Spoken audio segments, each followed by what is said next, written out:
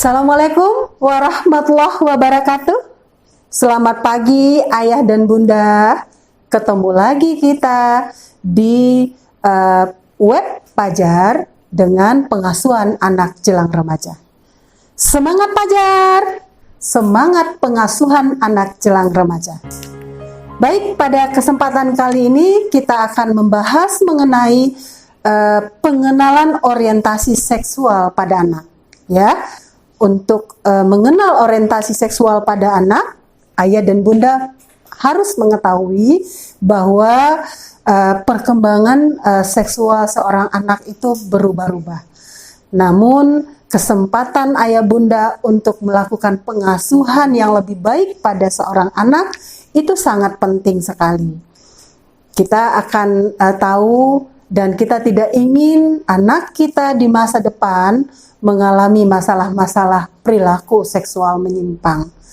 Nah, mengenai perilaku seksual menyimpang ini, ayah bunda udah sering mendengar.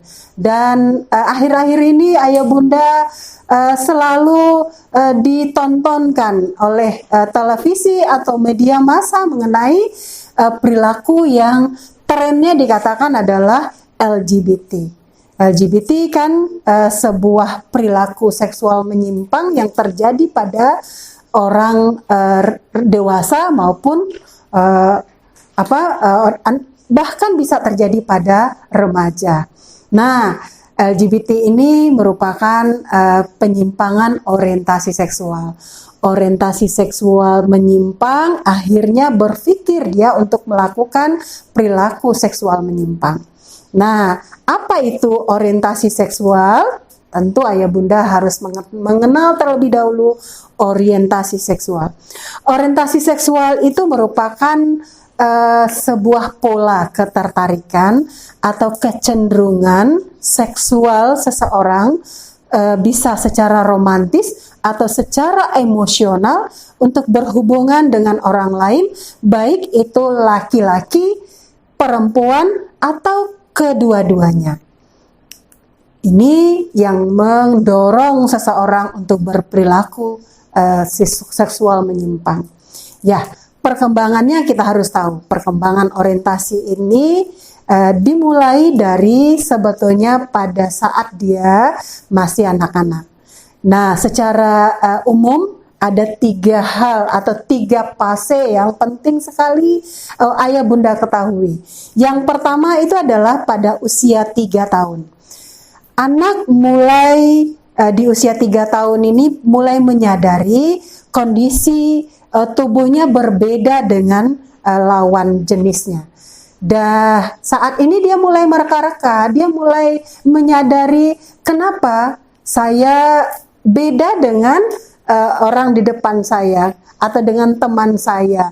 Kenapa sih saya laki-laki sementara di samping saya ini perempuan? Tapi hal ini masih seputar dia berpikir, baru dia menyadari. Ayah bunda tidak perlu khawatir pada kesempatan ini.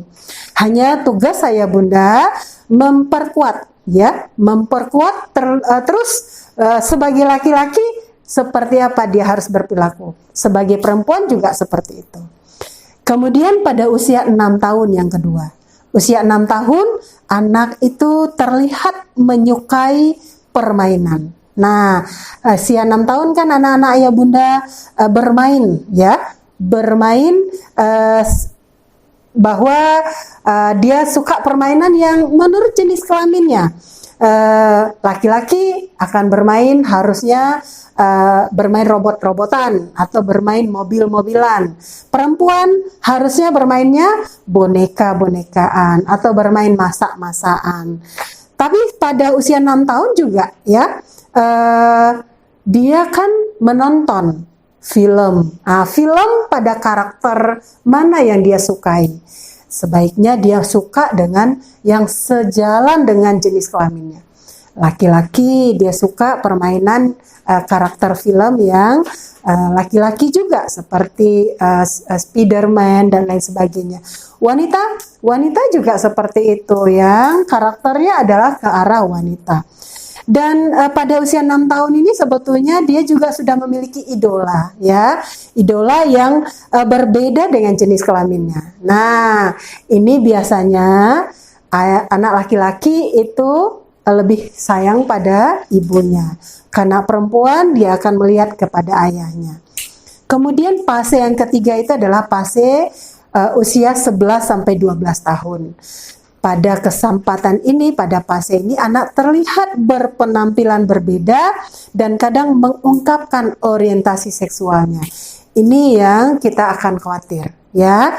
Pada fase 11 sampai 12 tahun, jika seorang anak itu dikatakan menyimpang, dia sudah mulai laki-laki berpakaian wanita atau wanita berpakaian seperti laki-laki, atau malah dalam pergaulan. Ini terlihat. Ayah bunda juga bisa melihat atau mengamati bagaimana perkembangan seksual anak ayah bunda sekalian, ya. Dan bahkan pada kesempatan ini biasanya dia kadang-kadang bisa mengungkapkan, ya, orientasi seksualnya kepada kita. Ini perlu waspada kita. Jadi makanya pengasuhan anak jelang remaja ini ayah bunda harus cepat mengarahkan anak ke arah orientasi seksualnya sesuai dengan jenis kelaminnya.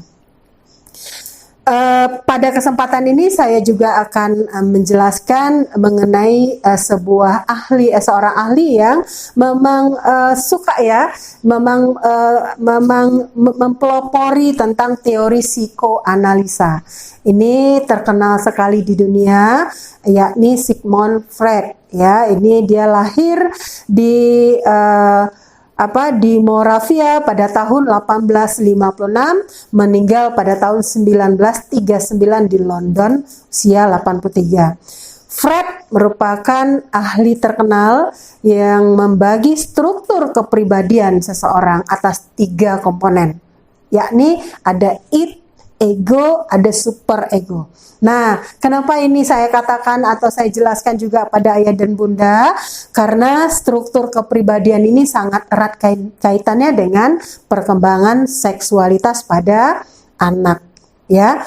Id itu berorientasi pada prinsip kenikmatan, ego orientasinya kepada prinsip realita, sedangkan super ego bersifat lebih ke moralitas. Nanti kita lihat satu persatu bagaimana teori Freud ini menjelaskan. Selain teorinya tentang struktur kepribadian, Freud juga mengembangkan teori perkembangan psikoseksual. Nah, ini yang saya katakan juga bahwa perkembangan kepribadian ataupun orientasi tadi sangat erat kaitannya dengan perkembangan psikoseksual, ya. Freud berpendapat bahwa perkembangan kepribadian manusia sebahagian besar ditentukan oleh perkembangan psikoseksualnya. Nah, jadi makanya ayah bunda kita sangat menyadari bahwa pentingnya kondisi ini. Banyak ilmu, banyak ahli sudah mengatakan bahwa perkembangan di kemudian hari itu sangat ditentukan oleh perkembangan psikoseksualnya dari mulai anak-anak nanti sampai remaja pada puncaknya. Ya, untuk psikoseksual ini ada 5 tahap, ya, ya bunda, 5 tahap yang perlu kita ketahui. Yang pertama itu tahap oral, tahap anal, tahap palik, tahap laten, dan tahap genital, ya. Nah, kita akan lihat satu persatu, ya. Jika pada tahap-tahap psikososial selesai dengan sukses, hasilnya adalah kepribadian itu akan sehat. Jika masalah tertentu tidak diselesaikan pada tahap yang tepat, terjadi apa yang kita katakan dengan fiksasi. Fiksasi itu adalah fokus yang gigih pada tahap awal psikoseksual. Sampai konflik ini bisa diselesaikan, individu akan terus terjebak pada tahap ini. Jadi dia akan menetap di sana. Nah, ini yang berbahaya ayah dan bunda, ya.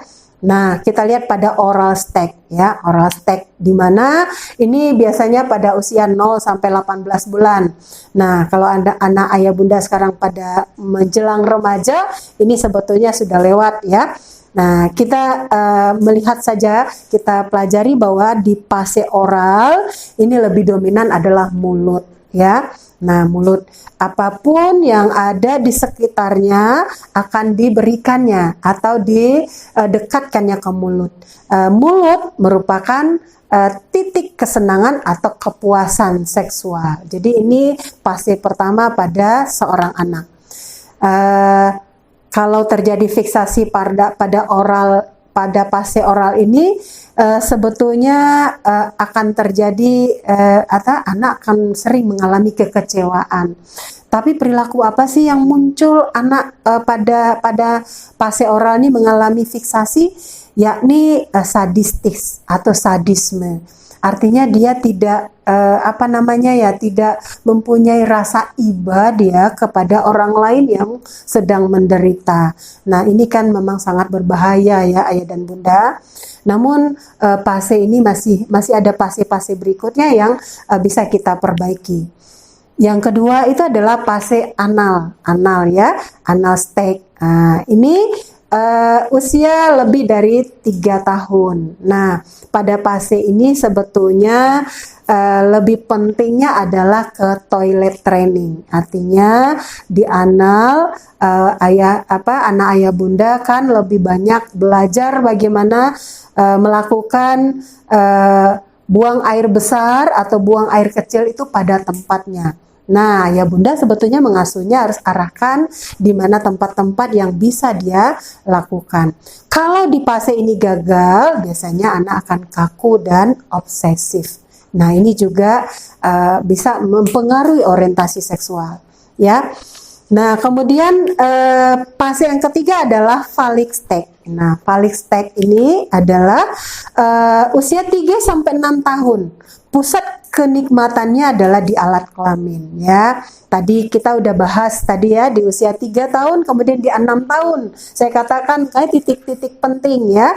Di 6 tahun dia mulai alat kelamin menemukan, memanipulasi atau yang kita kenal dengan self manipulation, ya, dapat memberikan kenikmatan. Jadi pada fase ini anak mulai tertarik dengan gender ataupun dengan jenis kelaminnya. Ya, kalau di fase ini anak mengalami fiksasi atau tidak bisa mendapatkan informasi yang pas atau ibu ayah bunda tidak mengarahkannya ke arah yang jenis kelaminnya, nah apa yang terjadi? Anak akan mengembangkan persaingan, anak akan lebih banyak ambisi terhadap situasi tertentu, timbul rasa malu atau kehilangan kontrol. Jadi lebih banyak dia ke arah anak laki-laki meniru atau membandingkan dengan ayahnya. Nah, ini penyelesaian konflik awal identitas gender atau identifikasi selanjutnya. Ya. Yang keempat adalah latency stage, ya. Latency stage ini usia lebih dari 6 tahun. Nah, ya. Ini berlangsung sekitar 6 tahun hingga pubertas. Nah, ini usia 11 atau 12 tahun yang tadi kita pelajari. Anak mulai menekan keinginan seksnya sebetulnya. Ini mulai dia mengembangkan keterampilan sosial dan intelektualnya. Ya, energi pada fase ini anak menyalurkan energinya ke bidang emosional yang menolong mengatasi konflik palik, ya. Nah, tapi fiksasi pada fase ini dari teman-teman sejenisnya, anak-anak itu juga menerima informasi seksual yang sering menyesatkan karena dia sudah mulai mengembangkan sosialnya, artinya sudah mulai bergaul, tentu dia saling berpikir atau saling tanya-menanya. Nah, kalau dia tidak dapatkan informasi yang benar, dia akan berikan informasi yang dia dapatkan yang tidak benar tadi kepada teman-temannya. Nah, ini sebetulnya yang penting kita waspadai.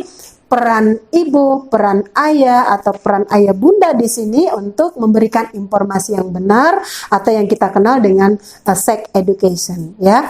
Pada fase ini dapat terjadi gangguan hubungan homoseksual pada laki-laki maupun pada wanita yang kita kenal tadi dengan LGBT, ya. Yang keenam adalah genital stage. Nah, genital stage ini lebih dari 12 tahun. Sebetulnya ini fase akhir perkembangan psikoseksual. Nah, tadi dalam membentuk orientasi seksual ada mulai dari fase awal ya sampai ke fase ini. Di sini pada perkembangan psikoseksualnya individu mengembangkan minat seksual yang kuat pada lawan jenis. Dia sudah mulai, biasanya anak ayah bunda itu sudah mulai berpacaran, sudah mulai menyatakan keinginannya untuk menyukai seseorang ya.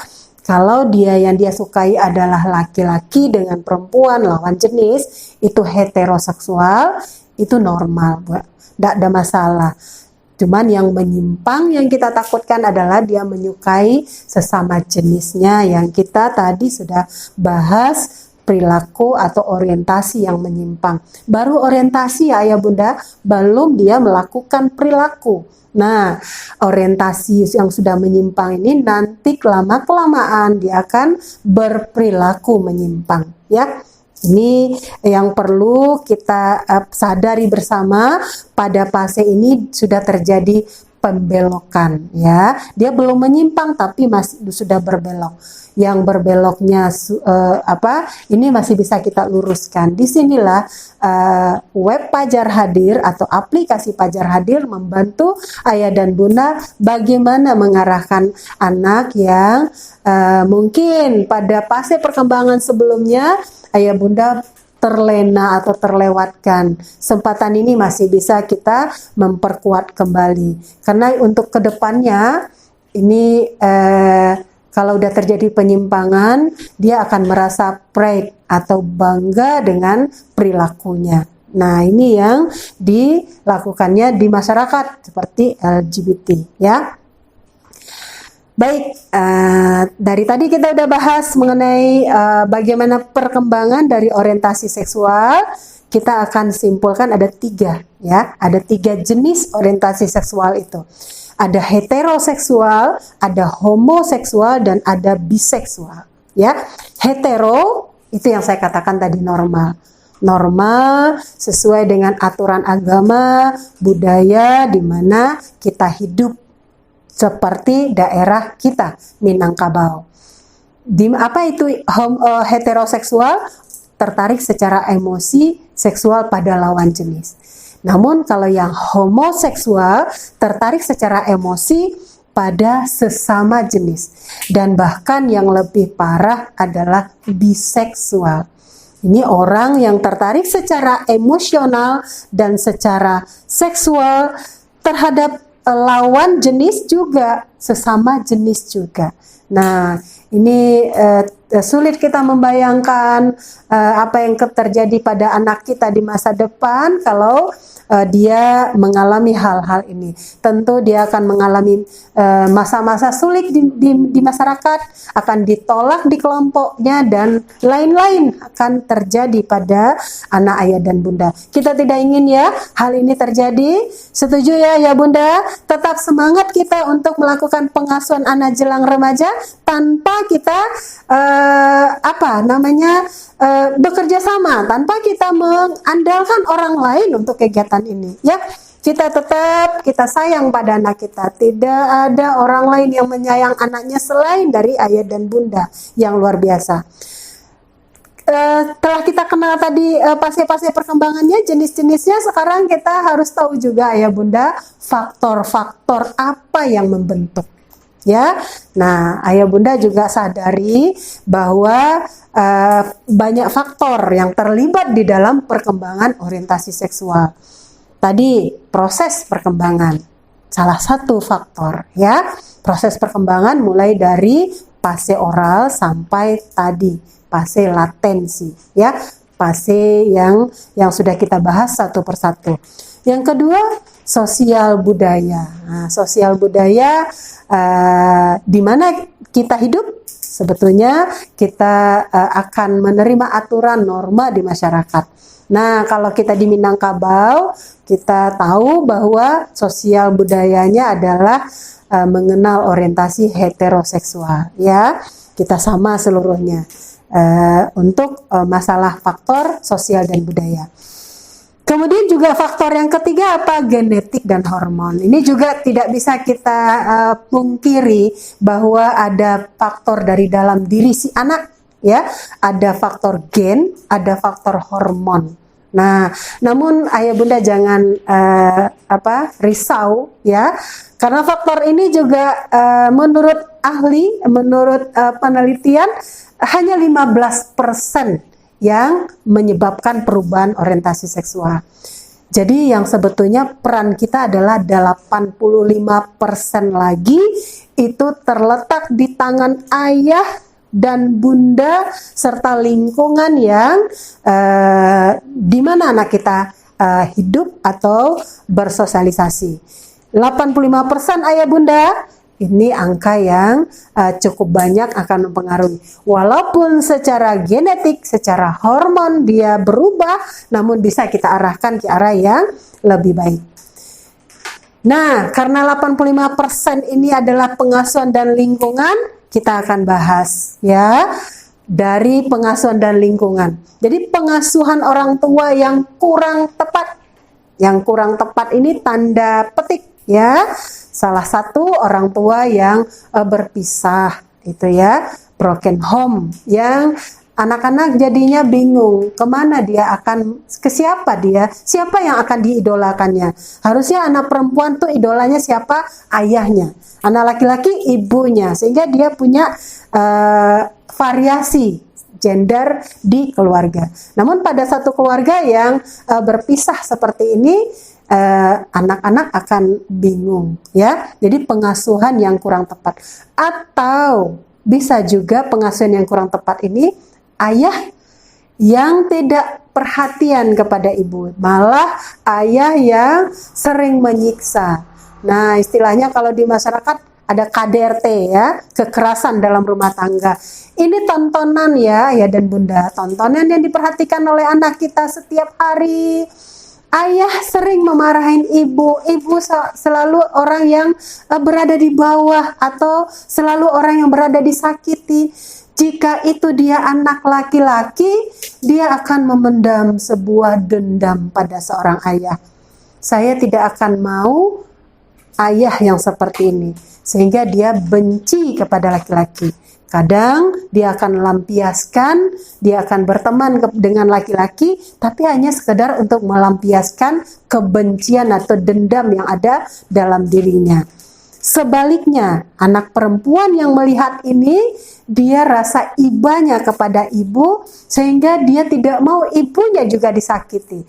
Nah, dia akan ambil perempuan lain yang akan dia berikan kasih dan sayang.